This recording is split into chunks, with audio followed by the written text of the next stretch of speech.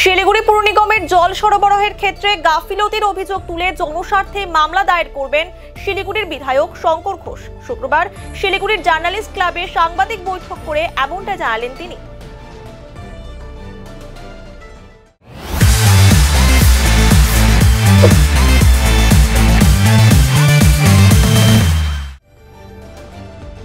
বিধায়ক শঙ্কর ঘোষের অভিযোগ, প্রায় 20 দিন থেকে শহরবাসীকে দূষিত জল সরবরাহ করেছে শিলিগুড়ি পুর নিগম।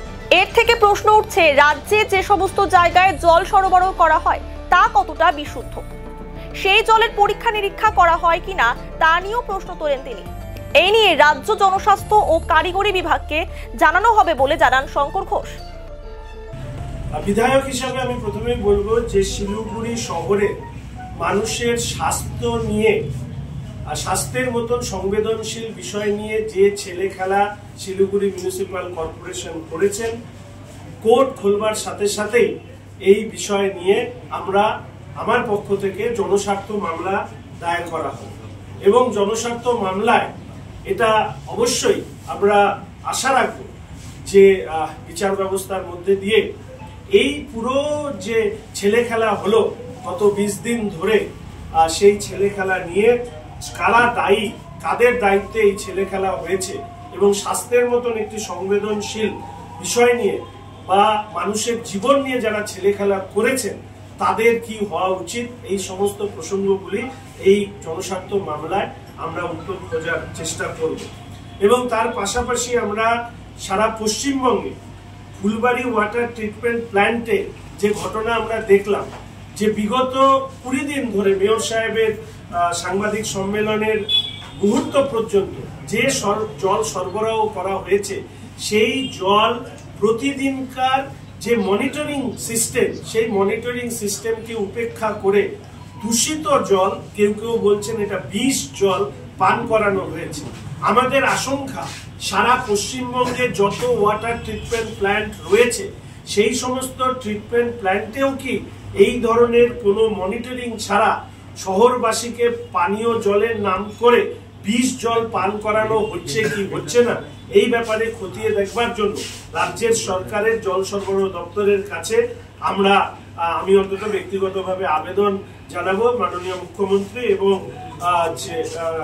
কারিগরি দপ্তরের মন্ত্রী, তাদের কাছেও এই বিষয়ে চিঠি দিয়ে, বিএইচির কাছে চিঠি দিয়ে এই ব্যাপারে অবশ্যই আমরা জানতে চাই। আমি শুনেছি যে মাননীয় মেয়র সাহেব বলেছেন যে 2-3 দিন 2রা জুনের মধ্যে, যদি আমার কোথাও ভুল হয় কারেক্ট করে দেবেন, এই সময়ের মধ্যে এই জল সরবরাহ বিষয়টি স্বাভাবিক হবে শহরের। যদি স্বাভাবিক না হয় তাহলে আমি আমার 5 জন জনপ্রতিনিধিদেরকে নিয়েই আমি ধর্নায় বসবো শিলিগুড়ি মিউনিসিপাল কর্পোরেশনের সামনে। এবং এটা বলে রাখি, যদিও 4 তারিখ গুরুত্বপূর্ণ লোকসভা নির্বাচন ফলাফল রয়েছে, গণনা রয়েছে, তার মাঝখানে দাঁড়িয়েও যেহেতু জল সরবরাহের জলের মতন একটি জীবনদায়ী ব্যবস্থা, সেটা নিয়ে যে ঘটনা ঘটেছে সেটা নজিরবিহীন। আমি এর আগে বলেছি যে আমাদের মেয়র সাহেব হয় অদক্ষ, অথবা তিনি তাকে তার দল মেয়র হিসাবে আর মানতে চাচ্ছেন। মেয়র পরিষদ এবং আধিকারিকরা, এর আগেও মেয়র সাহেব অনেকবার আক্ষেপ করেছেন যে ইঞ্জিনিয়াররা কথা শোনেন না, আধিকারিকরা কথা শোনেন না। তার প্রমাণ একটার পর একটা ঘটনা মেয়র সাহেব দিয়েছেন। আজকে একটি বিষয় বলবো না, কিন্তু আমি শুধু আপনাদেরকে ছুঁয়ে রাখি যে SF রোডের গাছ কাটা, আপনারা দেখেছেন আন্দোলন করার পরে তা বন্ধ করে দেওয়া হয়েছে। কেন এটা কাটা হলো, কেন বন্ধ করে দেওয়া হলো, মেয়র সাহেবের কাছে উত্তর পাবেন না। আর রামকৃষ্ণ মিশন জমি দখল, তার হোল্ডিং মিউটেশন দেওয়া হয়েছে। আমি এই প্রসঙ্গে পরে আসবো, আজকে এই প্রেসে বলবো না। এখানেও মেয়র সাহেবের ব্যর্থতা ফুটে উঠেছে। এবং সর্বোপরি জল নিয়ে যে নাকানি চোবানি শহরবাসীকে খেতে হলো তার জন্য দায়ী হচ্ছে শিলিগুড়ি মিউনিসিপাল কর্পোরেশন। পরিষ্কার ভাষায় আমি বলতে চাই, 2011 সালের পর থেকে, যারা ক্ষমতায় আসবার পর থেকে রাজ্যে জল নিয়ে, বিশেষ করে শিলিগুড়ি শহরবাসীকে জল নিয়ে যে রাজনীতি করেছেন, আজকে সেই পাপের ফল, তৃণমূল কংগ্রেসের পাপের ফল আজকে এই আমাদের শহরবাসীকে আমাদের ভুগতে হচ্ছে। মেয়র সাহেব নিজেকে নীলকণ্ঠ বলেছেন, আমি বলবো যে মেয়র সাহেব আসলে যে বিষ ধারণ করেছেন সেই বিষটা আসলে ওনাদের ওনার দলেরই বিষ উনি ধারণ করেছেন, এবং সেই ধারণ করার কারণে আজকে এই আমাদের এই শিলিগুড়ি শহরের মানুষকে এই দুর্ভোগ আমাদের পোহাতে হচ্ছে। এরপরে যে বিষয়টি আমরা রাখতে চাই যে 2011 সাল, আপনারা জানেন যে 11 অবধি আমাদের শিলিগুড়ি শহর রাজ্যে ক্ষমতায় ছিল বামপন্থী সরকার, এবং 2009 অবধি পৌর বোর্ডেও ক্ষমতায় ছিল মাননীয় অশোক ভট্টাচার্য সহ সেই সময়কার তৎকালীন বাম পৌর বোর্ড, এবং পৌরমন্ত্রী ছিলেন অশোক ভট্টাচার্য মহাশয়। একটি বিষয় অশোকবাবু, যিনি আমি আজও বলি যিনি আমার রাজনৈতিক শিক্ষক, আমি ওনার কাছ থেকে প্রচুর শিখেছি।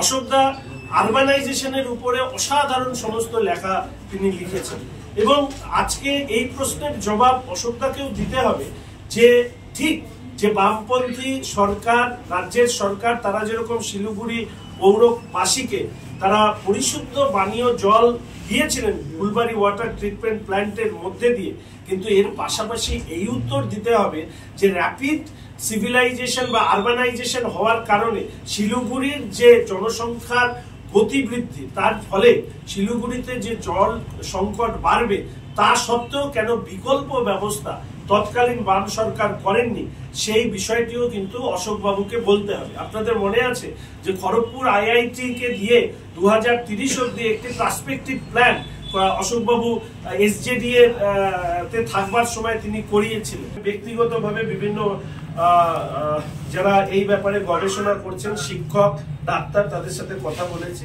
আমি চেষ্টা করব বিকল্প ভাবেও এই জলকে পরীক্ষা করে এই জলের গুণমান বের করার। আপনারা জানেন যে বিওডি ভ্যালু বের করতে গেলে ন্যূনতম 5 দিন লাগে, ফলে সেই বিষয় সেইটাও আমি প্রক্রিয়ার মধ্যে রেখেছি।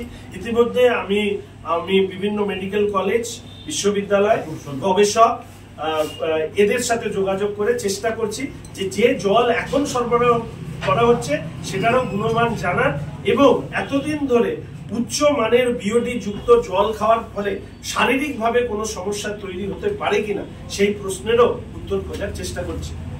দেখুন, আমি বরাবরই শিলিগুড়ির পানীয় জলের প্রকল্প, দ্বিতীয় পানীয় জলের প্রকল্প নিয়ে বহুবার বিধানসভায় প্রশ্ন তুলেছি। আমার সাথী দিদি সহকর্মী শ্রীমতী শিখা চ্যাটার্জি, ডাবগ্রাম ফুলবাড়ির বিধায়িকা, তিনিও একইভাবে বলেছেন। ফলে এই বিষয়গুলো আমাদের প্রতিনিয়ত বিধানসভার অভ্যন্তরে আমরা তুলি। এইবারের এই ঘটনা তুলে ধরে জনস্বার্থ দপ্তরের মন্ত্রীর কাছে জানতে চাইব যে কতখানি অদক্ষ এবং অপরিণামদর্শিতার কারণে মানুষকে যে দুর্ভোগ পোহাতে হয়েছে শিলিগুড়িতে, সেই একই দুর্ভোগ কি সারা রাজ্যে মানুষ পোহাচ্ছেন কিনা সেটা খতিয়ে দেখার দায়িত্ব আপনি নেবেন কি নেবেন। যে অশোকবাবু যখন পৌরসভার মেয়র ছিলেন, আমি মেয়র পরিষদ ছিলাম, আমি আজও দ্ব্যর্থহীন ভাষায় বলি সেই সময় অশোকবাবুকে এই জল নিয়ে যে ভাবে অপদস্থ করা হয়েছে, পৌর বোর্ডের মিটিং এর মধ্যে ব্যাগ ছোড়ার মতন ঘটনা, পৌরসভার গেটের সামনে জল ছুঁড়ে মারা থেকে গাড়ি আটকানোর মতন ঘটনা, এই ঘটনা আমি নিজে সাক্ষী ছিলাম। আমি নিজে জানি যে অশোকবাবু যখন জলের জন্য দরবার করতে গিয়েছিলেন মাননীয় সুব্রত মুখোপাধ্যায় আমাদের প্রয়াত মন্ত্রী মহাশয়ের কাছে, তাকে দরজার বাইরে বসিয়ে রাখা হয়েছিল। এই সব ঘটনা জানা সত্ত্বেও আমি আশা করি অশোকবাবু নিশ্চিতভাবে এই ব্যাপারে আলোকপাত করবেন। কিন্তু তৃণমূল কংগ্রেসে অন্তত জল নিয়ে কাউকে দোষী করার বা দোষারোপ করার জায়গায় নেই। প্রথমত 2011 সালের নির্বাচনের সময় তাদের অন্যতম প্রতিশ্রুতি ছিল যে গজলডোবা থেকে পরিশোধিত পানীয় জল 400 কোটি টাকার উপরে খরচা করে দ্বিতীয় জলের প্রকল্প শিলিগুড়িবাসীকে উপহার দেবে। আজকে 2024 সাল অবধি হয়ে যাওয়া সত্ত্বেও তারা কিন্তু সেটা উপহার দিতে পারেনি। ফলে প্রশ্ন উঠছে যে আপনি কাকে দোষারোপ করছেন। আর দোষারোপ আজকে গৌতম বাবুর তো এটা নিজ গলায় তার ত্রুটি স্বীকার করা উচিত যে 20 দিন ধরে তাহলে জল মনিটর না করে প্রতিদিন এই জল পান করানো হয়েছে, এবং পান করানোর পরেও তিনি তাদের ব্যর্থতা স্বীকার না করে অন্যদের দিকে দোষারোপ করছেন। বরঞ্চ ওনার উচিত ছিল যে উনি যে ভাষাটা ব্যবহার করেছেন তারতম্য, বিওডির তারতম্য, বিওডি কতটা বেড়েছে, কবে থেকে বেড়েছে, কেন প্রতিদিনকার বিওডি চেক করা হয়নি, কাদের এটা দায়িত্ব ছিল, কতজনকে তিনি দায়িত্ব নিয়ে এই ব্যাপারে শোকজ করেছেন, আমরা তার কোনো কিছু আমরা দেখিনি। আমি তাই জন্যই জনস্বার্থ মামলা করবার সিদ্ধান্ত গ্রহণ করেছি। শুধু শিলিগুড়ি শহরবাসীর জন্য নয়, পশ্চিমবঙ্গের মানুষের জন্য এটা প্রয়োজন। কারণ শিলিগুড়ি একটা এক্সাম্পল সেট করেছে যে কিভাবে এই রাজ্যের প্রশাসন এবং অপদার্থ এই পৌর বোর্ড তারা হচ্ছে কিভাবে ভেঙে পড়েছে। দূষিত জল, কেউ কেউ বলছেন বিষযুক্ত পানীয় জলকে ঘরে সরবরাহ করেছেন 20 দিন ধরে। মানে কুম্ভকর্ণের থেকেও বড় ঘুমিয়ে থাকা এই পৌর কর্পোরেশন কোনো কাজ করে না। একদিন থাকা মানে আমাদের শহরের সর্বনাশ। ফলে এই বিষয়টি আপনাদের সাথে রাখার সাথে সাথে শেষ যে বিষয়টি আমি আপনাদের সামনে উল্লেখ করব, যে পাউচ সরবরাহ করা হচ্ছে, শোনা যাচ্ছে সেই পাউচের যেদিন ম্যানুফ্যাকচারিং ডেট, এক্সপায়ারি ডেট এগুলো লেখা নেই। এমনকি সেই অভিযোগ উঠছে যে এই পাউচগুলি যে ঠেলা দিয়ে যেগুলো নিয়ে যাওয়া হয়েছে সেগুলো অপরিচ্ছন্ন, এবং এই পাউচে যে জল ব্যবহার করা হচ্ছে সেই জলকেও সঠিকভাবে তার যে গুণাগুণ পান করবার ক্ষেত্রে সেগুলোকে সঠিকভাবে করা হচ্ছে কিনা আমরা বলতে পারবো না। তবে এই অভিযোগ উঠছে, এই অভিযোগ খতিয়ে দেখা দরকার। আশা করি জনস্বার্থ মামলার পরে নিশ্চিতভাবে এই বিষয়গুলো সামনে আসবে, এবং তার পাশাপাশি ভারতীয় জনতা পার্টি আমরা এটা মনে করি যে আমাদের যেরকম রাজনৈতিক আন্দোলন থাকবে তার পাশাপাশি সহযোগিতার যদি কোনো প্রয়োজন পৌর বোর্ডের হয় আমরা অবশ্যই করব। আমি অন্তত ব্যক্তিগতভাবে চেয়েছিলাম যে মাননীয় মেয়র সাহেব বিশেষজ্ঞদেরকে ডেকে নিয়ে এসে এই যে জল এতদিন ধরে সরবরাহ হয়েছে, শারীরিকভাবে স্বাস্থ্যগতভাবে তার কোনো হানি হয়েছে কিনা মানুষের, শহরবাসী, সেটাকে দেখার বিষয় এই জলকেও পিউরিফাইড ওয়ে অর্থাৎ বিওডি কে কমিয়ে সেই জলকে কোনোভাবে খাওয়ানোর বন্দোবস্ত করা যেত কিনা। যেরকম ভাবে আমরা কুয়োতে ফিটকিরি ইত্যাদি দিয়ে জলকে পরিশোধন করি সেই ব্যবস্থা নেওয়া সম্ভব হতো কিনা, এবং যে সমস্ত কুয়ো এখনো ছিল সেই কুয়োগুলোকে ব্যবহার করা যেত কিনা সেগুলো দেখার পাশাপাশি যেভাবে জলের হাহাকারের কারণে কালোবাজারি হচ্ছে সেই কালোবাজারি বন্ধ করবার জন্য মেয়র সাহেব সদর্থক ভূমিকা নেবেন এটা আশা করেছিলাম। কিন্তু আবার বলছি যে মেয়র সাহেব দুর্ভাগ্য, আমি জানি না উনি দীর্ঘদিন মন্ত্রী ছিলেন, 10 বছরের দীর্ঘ তার অভিজ্ঞতা, কিন্তু শহর পরিচালনা করতে মেয়র সাহেব সম্পূর্ণরূপে ব্যর্থ বলে আমি মনে করি। আশা রাখি এই সময়কালে মেয়র সাহেব অন্তত জলের মতন একটি গুরুত্বপূর্ণ বিষয় যা মানুষের জীবন ধারণের জন্য আবশ্যক, সেক্ষেত্রে রাজনীতি না করে কিভাবে এই সমস্যার সমাধান করা যায় তার জন্য চেষ্টা করেন। ওনাদেরকে মেলাইন করার জন্য অন্য কোনো রাজনৈতিক দলের দরকার নেই, ওনারা নিজেরাই যথেষ্ট সক্ষম। না হলে 20 দিন ধরে জল সরবরাহ হয়েছে, কোনোদিন জলের মনিটর করা হয়নি, প্যারামিটার চেক না করে জল ছাড়া হয়েছে। তো ওই মনিটরিং সিস্টেমে কি সিপিএম, কংগ্রেস, বিজেপি বসেছিল না ওনাদের আধিকারিক, ওনাদের মেয়র পরিষদরা ছিল? ফলে এই ধরনের ছেদ যুক্তি, একদম শিশু সুলভ কথা না বলে বরঞ্চ এটা যে ভয়ঙ্কর ত্রুটি হয়েছে কর্পোরেশনের পক্ষ থেকে বা জল সরবরাহ দপ্তর থেকে, সেইটাকে স্বীকার করে নিয়ে কি করে এর থেকে উত্তরণ পাওয়া যায় সেই জন্য যদি তিনি আবেদন জানাতেন আমার মনে হয় সেটা অনেক ভালো। অবশ্যই ভারতীয় জনতা পার্টির পক্ষ থেকে পদত্যাগ দাবি করা হয়েছে, ইতিমধ্যেই সেই কথা নিশ্চিতভাবে আমাদের সাংগঠনিক জেলার পক্ষ থেকে বলা হয়েছে। আমি ব্যক্তিগতভাবে মনে করি মেয়র সাহেবের তো নিজস্ব রুচি আছে, সচেতনতা আছে, তিনি নিশ্চিতভাবে এই ব্যাপারে ভেবে দেখা দরকার। যেভাবে তিনি একের পর এক, না হলে কোন মেয়র সাহেব আছে এর আগে আমরা তো কোনোদিন শুনিনি, ডিপার্টমেন্টের লোক কথা শোনে না, ইঞ্জিনিয়ার কথা শোনে না, মেয়র পরিষদ কথা শোনে না, এসএফ রোডের গাছ কাটার পরে গাছ কাটা মাঝ রাস্তায় বন্ধ, শোনা গেল নাকি তার পারমিশনও সঠিকভাবে নেওয়া হয়নি। নিশ্চিতভাবে আপনারা এর পরে নির্বাচনের পরে এই বিষয় নিয়ে দেখবেন বিভিন্ন সময় আর্থিক লেনদেনের কথা এসছে বেআইনি বিল্ডিং ভাঙতে গেছে, সেখান থেকে ফিরে এসছে। অর্থাৎ একটা শহরকে নেতৃত্ব দেবার মতন জায়গায় যে দক্ষতা তার থাকা দরকার সেই দক্ষতা পরিলক্ষিত হয়নি। তিনি মন্ত্রী হিসাবে ভালো কাজ করেছেন কি কাজ করেননি সেটা তো মানুষ ঠিক করবেন, তিনি নির্বাচনে জিততে পারেননি। ঠিক একইভাবে যে দক্ষতা দিয়ে শহর পরিচালনা করা উচিত সেই দক্ষতা তার মধ্যে নেই বলেই শহরের মানুষ মনে করে। আমি অলরেডি বলেছি যে তৃণমূলের তৃণমূল দল হিসাবে মেয়র গৌতম দেবকে মানেন না, তারা স্বীকৃতি দেন।